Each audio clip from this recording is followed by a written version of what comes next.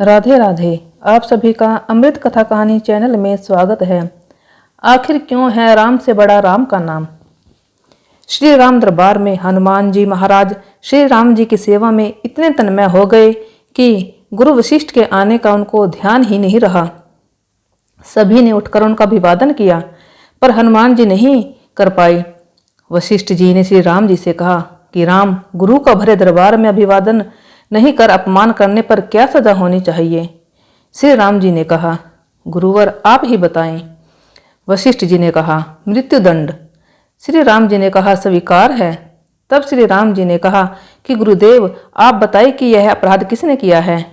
बता दूंगा, पर राम वो तुम्हारा इतना प्रिय है कि तुम अपने आप को सजा दे दोगे पर उसको नहीं दे पाओगे।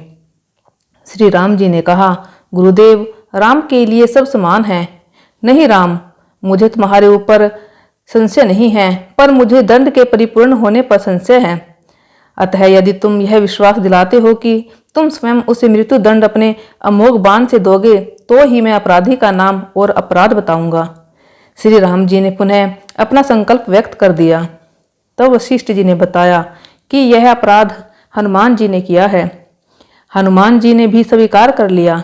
तब दरबार में राम जी ने घोषणा की कि कल सायंकाल सरयू नदी के तट पर हनुमान जी को मैं स्वयं अपने अमोघ बाण से मृत्यु दंड दूंगा।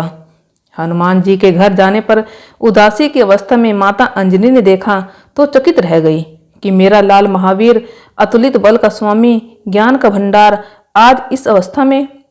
माता ने बार बार पूछा, पर जब हनुमान चुप रहे तो माता ने अपने दूध का वास्ता देकर पूछा। तब हनुमान जी ने बताया कि यह प्रकरण हुआ है अनजाने में। माता, आप जानती हैं कि हनुमान को संपूर्ण ब्रह्मांड में कोई नहीं मार सकता, पर भगवान श्री राम के अमोघ बाण से भी कोई नहीं बच सकता।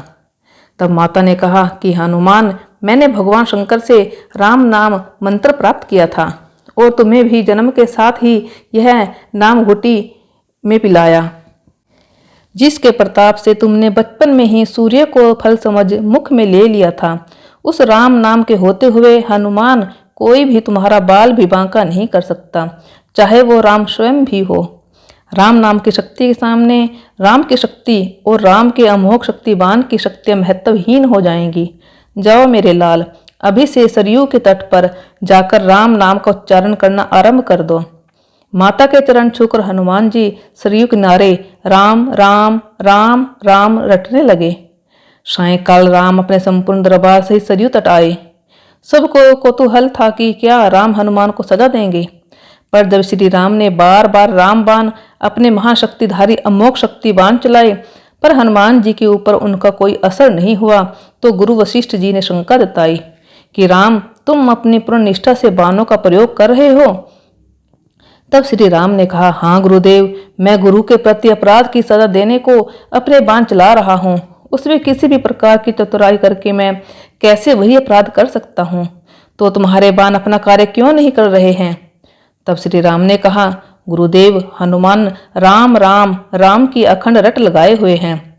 मेरी शक्तियों का अस्तित्व राम नाम के प्रताप के समक्ष महत्वहीन हो रहा है। इससे मेरा कोई भी प्रयास सफल नहीं हो रहा है। आप ही बताइए गुरुदेव, मैं क्या करूं। गुरुदेव ने कहा, हे राम, आज से मैं तुम्हारे साथ तुम्हारे दरबार को त्याग कर अपने आश्रम जा रहा हूं, जहां राम नाम का निरंतर जप करूंगा। जाते जाते गुरुदेव वशिष्ठ जी ने घोषणा की कि हे राम, मैं जानकर मानकर यह घोषणा कर रहा हूं कि स्वयं राम से राम का नाम बड़ा है। राम नाम महाअमोघ शक्ति का सागर है। जो कोई जपेगा, लिखेगा, मनन करेगा, उसकी लोक कामना पूर्ति होते हुए भी वो मोक्ष का भागी होगा। मैंने सारे मंत्रों की शक्तियों को राम नाम के समक्ष न्यूनतर माना है, तभी से राम से बड़ा राम का नाम माना जाता है। वो पत्थर भी तैर जाते हैं जिन पर श्री राम का नाम लिखा रहता है। जय श्री राम।